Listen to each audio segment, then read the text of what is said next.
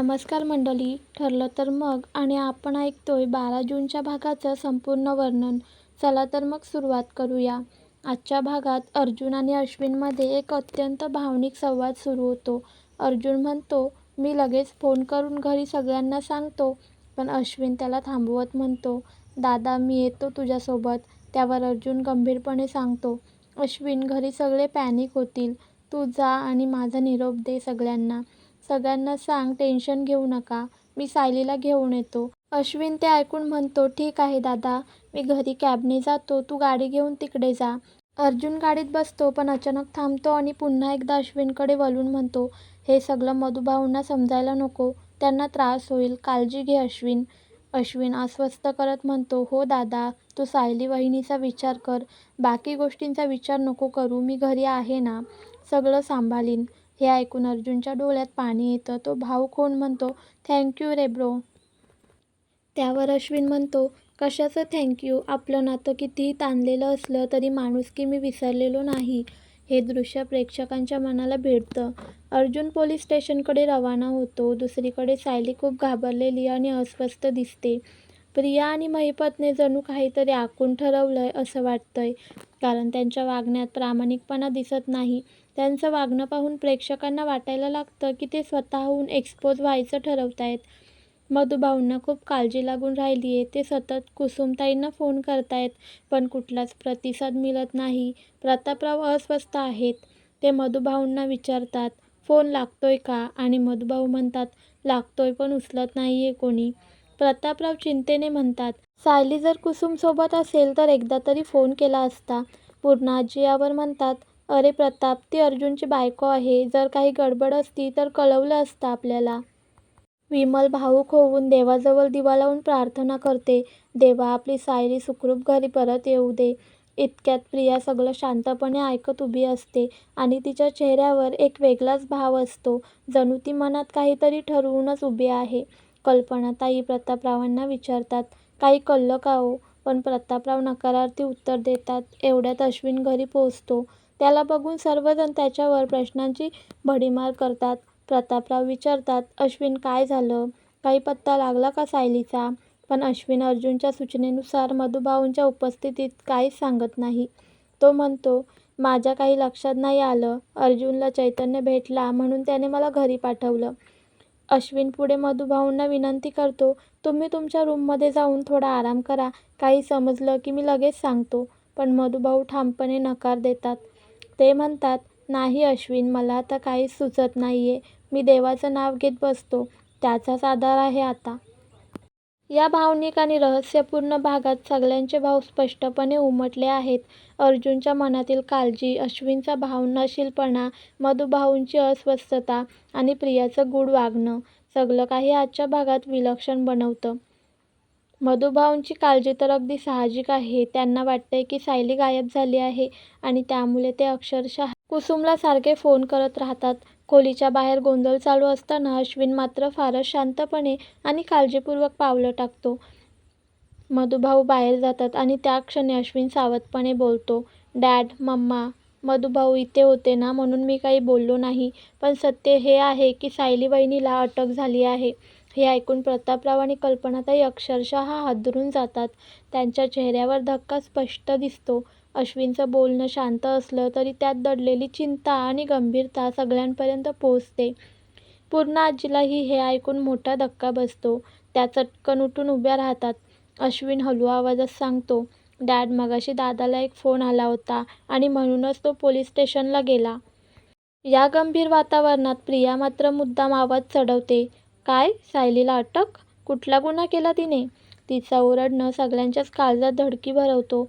पूर्णाजी तिला शांत राहायला सांगतात आणि अश्विन पण प्रियाला दम देतो, हळू बोला, हे मधुभाऊंना ऐकायला नको. पण इथेच प्रियाचा खरा हेतू समजतो. तिने मुद्दाम मोठ्या आवाजात बोलून मधुभाऊंच्या कानावर ही गोष्ट जाणीवपूर्वक घालायचं ठरवलेलं असतं आणि नेमकं तसंच होतं. मधुभाऊ दारात उभे असतात आणि सगळं ऐकतात. त्या क्षणी ते धावत आत येतात आणि भरल्या डोळ्यांनी विचारतात, माझ्या सायलीला अटक झाली आहे?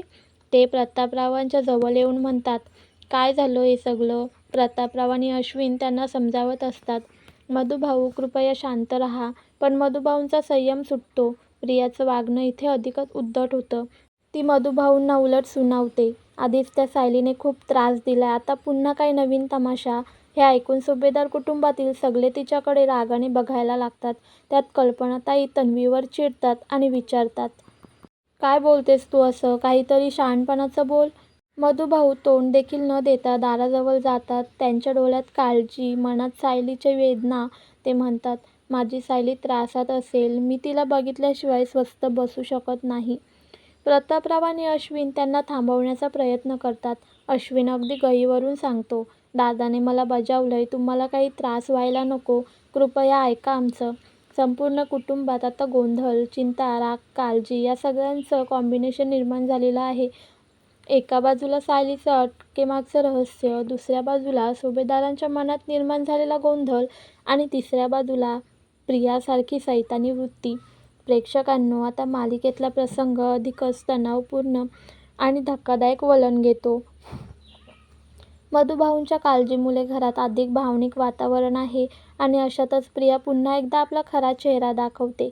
ती रागाने बोलत म्हणते, आई, तुम्हाला माहीत नाहीये यांचं सगळं अटेन्शन सिकिंग प्रकरण का आहे ते. काही जरा झालं की त्या सायलीला चक्कर येते आणि मग मधुभाऊ हट्ट करायला लागतात. हे सगळं मला ठाऊक आहे. तिच्या बोलण्यात इतकं उद्धटपणा आणि उपेक्षा आहे की सुभेदार कुटुंबातील प्रत्येकाचा संताप होतो. ही प्रिया जणू सायलीच्या वेदनांचंही नाटकीपणात रूपांतर करते.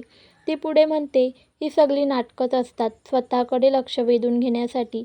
प्रियाचं हे वागणं इतकं खवळून टाकणारं आहे की ते पाहून प्रतापराव आणि पूर्णा आजी दोघंही चिडून जातात. इतकंच नव्हे तर आपले संयमी प्रतापरावही आता स्वतःला आवरू शकत नाहीत. ते ओरडून म्हणतात, ए तन्वी, बस कर ग आता. आता काय चाललंय तुझं? प्रिया मात्र रागाने त्यांच्याकडे पाहते. तिचं वागणं इतकं विस्कळीत झालं आहे की कल्पनाताईसुद्धा तिच्याकडे नाखुशीने बघतात. त्या नजरेत एकच प्रश्न, ही एवढी संवेदनाशून्य कशी झाली? पण प्रतापराव त्यांचा संयम पुन्हा गोळा करून मधुभाऊंना शांत करायला घेतात. ते प्रेमाने म्हणतात, मधुभाऊ, आपल्या हातात काहीच स्पष्ट माहिती नाहीये. आपण पोलीस स्टेशनला असं अचानक जाऊ नये. तिथं गेल्यास अर्जुनच्या कामात अडथळा येईल. आपल्या जावयावर विश्वास ठेवा. यावेळी पूर्णा आजीही त्यांच्या समर्थनार्थ म्हणतात, ही अटक काही गैरसमजाच्या आधारे झाली असावी. मला खात्री आहे माझा अर्जुन त्याच्या पत्नीला नक्की बाहेर काढेल. हे बोलताना पूर्णा आजी सायलीवरही विश्वास दाखवतात. ते पाहून मनात खरंच एक भावना येते. सासू-सुनेमधलं नातं असंच विश्वासाचं आणि आधाराचं असावं. कल्पनाताईही मानेने त्यांचं समर्थन करतात. तेवढ्यात प्रतापराव पुन्हा प्रियावर रागाने ओरडतात, ए तन्वी, ही सिच्युएशन शांतपणे हाताळण्याची आहे, म्हणून तू गप्प बसलीस तर बरं होईल. प्रिया एकदम गप्प होते आणि अश्विनकडे पाहते. अश्विन तिला इशारा करतो, हो गप्प राहा, अजून काही बोलू नकोस. आता कॅमेरा वळतो पोलीस स्टेशनकडे आणि प्रेक्षकांनो, इथून पुढचा सीन हा खूप उत्कंठावर्धक आहे.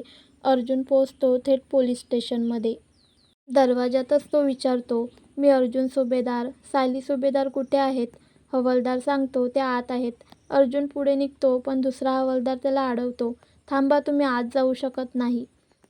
अर्जुन गंभीर आवाजात म्हणतो, मी तिचा नवरा आहे, शिवाय वकीलही आहे. पण हवालदार स्पष्ट सांगतो, आज त्यांना भेटण्याची परवानगी नाही. अर्जुन थेट कायद्यानं नाव घेतो, मला कायद्यानं अधिकार आहे तिला भेटण्याचा. पण तेव्हा दुसरा पोलीस त्याला थांबवतो, ओ सुभेदार, बसा इकडे, आता आत जाता येणार नाही. अर्जुन संतापलेला पण संयमी आवाजात विचारतो, सायलीवर काय गुन्हा आहे? मी वकील आहे, मला तिला भेटायचं आहे. पोलीस सांगतात, तुमच्या बायकोवर गंभीर गुन्ह्यांचा आरोप आहे, म्हणूनच सुरक्षा कारणास्तव तिला वेगळ्या जेलमध्ये ठेवण्यात आलं आहे. अर्जुन आता तिथे बसतोय, डोळ्यात प्रश्न, मनात चिंता. प्रेक्षकांनो, आता मालिकेत एक असं वळण येतं जे फक्त धक्कादायकच नाही तर अंतःकरणाला चटका लावणारं आहे. अर्जुनच्या समोर त्याच्या आयुष्याचा कधीही न विसरता येणारा प्रसंग उभा ठाकतो. त्याच्या सायलीवर गंभीर आरोप आणि अर्जुन, तिचा नवरा, तिचा वकील, तिचं सर्वस्व, तिच्या निर्दोषतेसाठी धडपडतोय. अर्जुन संतप्त आवाजात विचारतो, सिक्युरिटी कन्सर्न्स, काय केलंय माझ्या बायकोने? कोणते आरोप लावलाय तुम्ही तिच्यावर? ते पोलीस शांतपणे उत्तर देतात, सायली सुभेदार एका लहान मुलाला पळवताना पकडली गेली आहे. तिच्यावर चाइल्ड ट्रॅफिकिंगचा गुन्हा दाखल झालाय. हे ऐकून अर्जुनला एक अक्षरशः धक्का बसतो. तो चक्रावून विचारतो, व्हॉट? काय? हे अशक्य आहे. माझी सायली, जी लहान मुलांचं तितकं प्रेम करत होती, ती असा गुन्हा करेल? अर्जुन संतापाने उफाळतो. माझी बायको लहान मुलांचे लाड करते. तिच्या स्वभावात इतकं प्रेम आहे की ती असा गुन्हा करेल हे शक्यच नाही. तुम्ही आरोप करताय, पण पुरावा कुठे आहे? पोलीस अधिकाऱ्यांनी त्याला शांत होण्यास सांगितलं. कृपया खाली बसा सुभेदार. पण अर्जुनचा संयम सुटतो. मी खाली बसणार नाही. जेव्हा माझ्या पत्नीवर चुकीचा आरोप लावून तिला अटक केली जाते, तेव्हा मी कसा शांत बसू? पोलीस सांगतात, तुमच्या पत्नीला अजून भेटण्याची परवानगी नाही. तिच्यावरचा गुन्हा गंभीर आहे आणि विशेष म्हणजे त्या मुलाच्या वडिलांनी थेट वरपर्यंत तक्रार नेली आहे. आमच्यावर खूप प्रेशर आहे. अर्जुन भडकतो. असं वाटेल तसं तुम्ही आरोप करता? काय प्रूफ आहे तुमच्याकडे? दाखवा. माझ्या पत्नीने काय केलं आहे ते सिद्ध करा. तेव्हा पोलीस स्पष्ट म्हणतात, सध्या केस चालू असल्यामुळे आम्ही तुम्हाला कोणतीच माहिती देऊ शकत नाही. अर्जुन तडक म्हणतो, तुम्ही एका नवऱ्याला थांबवू शकता, पण एका वकिलाला नाही. मला कायद्याचा अधिकार आहे माझ्या क्लायंटला भेटण्याचा. पोलीस मात्र थेट सांगतात, आम्हालाही कायदा माहीत आहे आणि म्हणूनच तुम्हाला आतापर्यंत बाहेर काढलेलं नाही. पण वरून आदेश आल्याशिवाय तुम्हाला भेटायला देऊ शकत नाही. अर्जुन आतून तुटतो. म्हणतो, मग किमान एवढं तरी कळवा तिला की मी आलोय. तिचा नवरा, तिचा वकील इथे उभा आहे. पण पोलीस नकार देतात. नाही, तुम्ही बाहेर बसा. परवानगी आल्यावरच भेट मिळेल. अर्जुन संतापात तिथून निघतो. जेलकडे चालतो. ते पोलीस त्याला अडवतात. मागे खेचतात. अर्जुनचा आवाज थरथरतो. मी माझ्या क्लायंटला भेटायला चाललोय. तुम्ही मला कायद्याच्या अधिकारावरून थांबवू शकत नाही. हातापायी सुरू होण्याआधीच तिथे चैतन्य धावत येतो.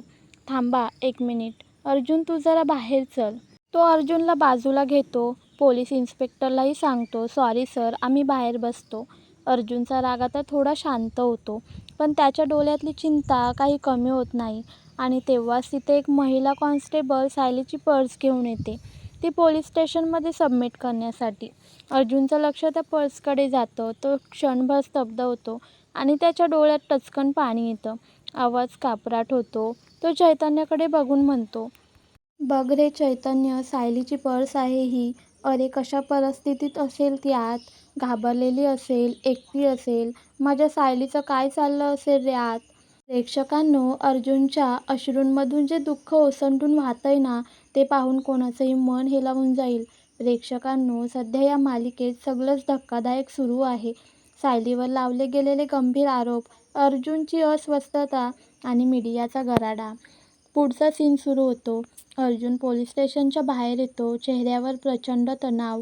चैतन्य त्याच्या शेजारी असतो. चैतन्य म्हणतो, अर्जुन तू शांत हो रे आधी. परिस्थिती समजून घेऊ. चल जरा इकडे ये. दोघं स्टेशनच्या गेटजवळ येतात आणि तिथेच मीडिया अर्जुनवर धावून येते. रिपोर्टर्स त्याच्यावर प्रश्नांचा वर्षाव करतात. सर, तुमच्या पत्नीवर चाइल्ड ट्रॅफिकिंगचे आरोप लागलेत. काय वाटतं? हे प्रकरण मधुभाऊंशी संबंधित आहे का? वकील म्हणून आणि नवरा म्हणून तुमचं मत काय आहे? अर्जुन हादरतो. तो चैतन्यकडे वळतो आणि म्हणतो, अरे चैतन्य, सायलीवर चाइल्ड ट्रॅफिकिंगचे आरोप, हे काय चाललंय रे? चैतन्यही धक्का खात म्हणतो, अरे पण काही प्रूफ दाखवतात का ते? अर्जुन म्हणतो, नाही रे, काही दाखवत नाहीयेत. मला खात्री आहे तिला काहीही न सांगता तिला अटक केली आहे. तिची काय अवस्था असेल आत रे, मी विचारही करू शकत नाही. चैतन्य गंभीर होतो. अरे एवढा मोठा गुन्हा आहे. वहिनीला बेल मिळणंसुद्धा अशक्य आहे. त्यात आज रविवार, कोर्ट पण बंद आहे. अर्जुनचे डोळे लाल होतात. काही झालं तरी मी सायलीला यातून सोडवणारच आहे. तेवढ्यात मीडिया त्याच्यावर पुन्हा तुटून पडते. सर, तुमच्या पत्नीच्या विरोधात काय पुरावे आहेत? तुम्हाला काय वाटतं, सायलीने असं खरंच केलं असेल का? हे सगळं ऐकून अर्जुन संतापतो. पण चैतन्य पटकन म्हणतो, प्लीज बाजूला व्हा. आम्ही काहीही स्टेटमेंट देणार नाही आहोत. तो अर्जुनला हाताला धरून बाजूला नेतो. सीन कट होतं आणि आता आपण जातो प्रतिमा आत्या आणि रविराज यांच्या घरी. प्रतिमा टीव्ही पाहत असतात. त्या धावत येतात. अहो, हे काय ऐकलं तुम्ही? सायलीला अटक झालीये म्हणे. हे कसं शक्य आहे? रविराजही हादरतात. हो प्रतिमा, पण आपल्याकडे काहीही माहिती नाहीये. आपण अजून काही बोलू नये. प्रतिमा आग्रह करतात. अहो मग फोन लावा ना अर्जुनला. विचारून तरी घ्या काय झालंय ते. रविराज अर्जुनला फोन लावतात. अर्जुन तिथेच मीडियाच्या गदारोळात बाजूला गेलेला असतो आणि फोन उचलतो. हा सिनियर, बोल रे. रविराज विचारतात. अरे अर्जुन, हे काय चाललंय? सायलीवर असे गंभीर आरोप? अर्जुन थरथरत्या आवाजात म्हणतो, सिनियर काहीच कळत नाहीये. मला फक्त माझी सायली बाहेर काढायची आहे. पण बेल मिळणंही कठीण झालंय. कोर्ट आज बंद आहे. प्रेक्षकांनो, मालिकेतले हे प्रसंग हे फक्त पात्रांच्या भावनांचं प्रतिबिंब नाहीयेत, तर सत्यासाठी चाललेली एक नाजूक लढाई आहे. अर्जुन एक वकील म्हणून, पण त्याहीपेक्षा एक नवरा म्हणून सायलीसाठी लढतोय. पण प्रश्न असा आहे, सायलीवरचे आरोप खरे आहेत का? की हे सगळं एक डाव आहे? पुढच्या भागात हे सगळं उलगडेलच, पण तेव्हा पाहायला विसरू नका. प्रेक्षकांनो, आता गोष्ट वेगाने आणि भावनांनी भरलेली वळण घेत आहे. सायलीला अटक झाल्यानंतर अर्जुनवरचं मानसिक दडपण प्रचंड वाढलंय आणि त्याच्या आजूबाजूचे सगळे जण देखील तितकंच अस्वस्थ झाले आहेत. या सगळ्या गोंधळात भावनांनी भरलेली आणि नात्यांची खरी कसोटी सुरू झाली आहे. सीन सुरू होतं अर्जुन आणि रविराजांच्या फोनच्या संवादाने. अर्जुन अगदी निराश आवाजात म्हणतो, अरे मला काहीच प्रोसेस करता येत नाहीये रे सिनियर. रविराज समजूत घालतात, अर्जुन मी तुझी अवस्था समजू शकतो रे. सायलीचा नवरा म्हणून तुझं दुःख मी जाणतो, पण तू एक वकीलसुद्धा आहेस बेटा. तू स्ट्रॉंग राहा. बेल मिळवण्यासाठी प्रयत्न करत राहा. तुला माझी मदत लागली तर मी नेहमी तुझ्या पाठीशी आहे. अर्जुन थोडासा सावरतो. थँक्यू सिनियर, मी तुला अपडेट देत जाईन. रविराज प्रेमाने म्हणतात, बेटा काळजी घे आणि फोन ठेवतात. या सीननंतर प्रतिमा त्या मात्र पूर्णपणे कोसळतात. त्या रडत म्हणतात, सायलीला अशा खोट्या गुन्ह्यात अडकवणं म्हणजे फार मोठी थट्टा आहे. या दरम्यान दामिनी कुठेच दिसत नसली तरी तिच्या षडयंत्राचा वास सर्वत्र जाणवतो. प्रतिमा रडतच रविराजांना विचारतात, अहो काय झालं, हे सगळं काय आहे? रविराज थोडा संयम ठेवून म्हणतात, प्रतिमा जरा शांत हो. आपल्याकडे अजून संपूर्ण माहिती नाहीये. प्रतिमा थांबत नाही. सायली सुटेल ना, काहीतरी करा ना तिच्यासाठी. रविराज तिचा हात धरून म्हणतात, मी जी काही मदत करू शकतो नक्की करेन, पण तू आता जरा शांत राहा. आपण व्यवस्थित बघू सगळं. पार्श्वभूमीवर आता आपल्याला सुभेदारांच्या घरातले हाल बघायला मिळतात. प्रतापराव विचारतात, कल्पना पुन्हा ही झोपली का गं? कल्पनाताई डोळे मिटून म्हणतात, नाही, तिचा जीव अस्वस्थ झालाय. मधुभाऊसारखे दाराकडे बघतायत. अश्विन म्हणतो, वहिनीला नेमकं कशासाठी अटक झाली हे कळलं असतं तर बरं झालं असतं. असं अचानक.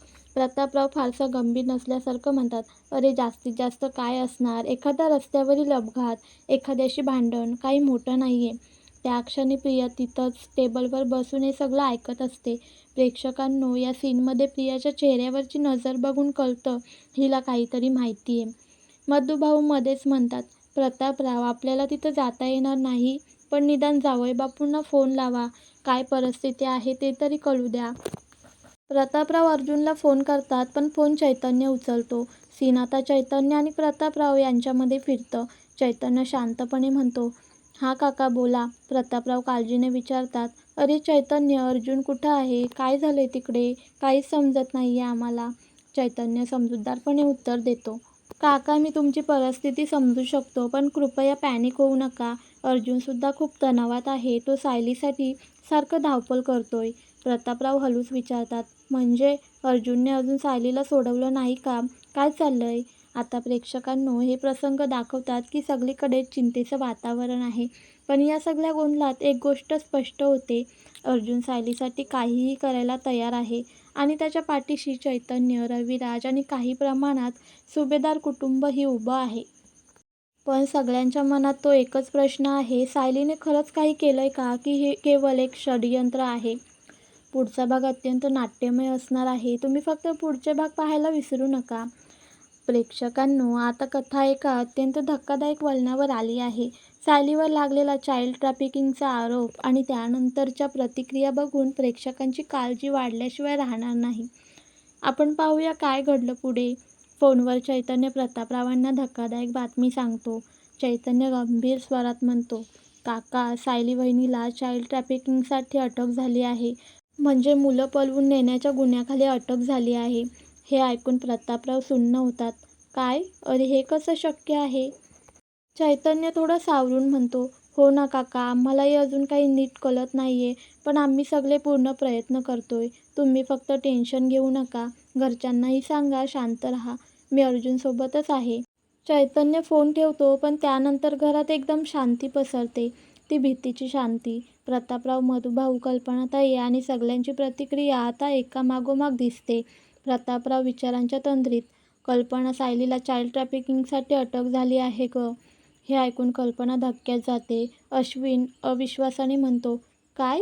हे सगळं खरंच आहे का? आणि इकडे प्रिया मात्र चेहऱ्यावर एक विचित्र स्मित घेऊन हसायला लागते.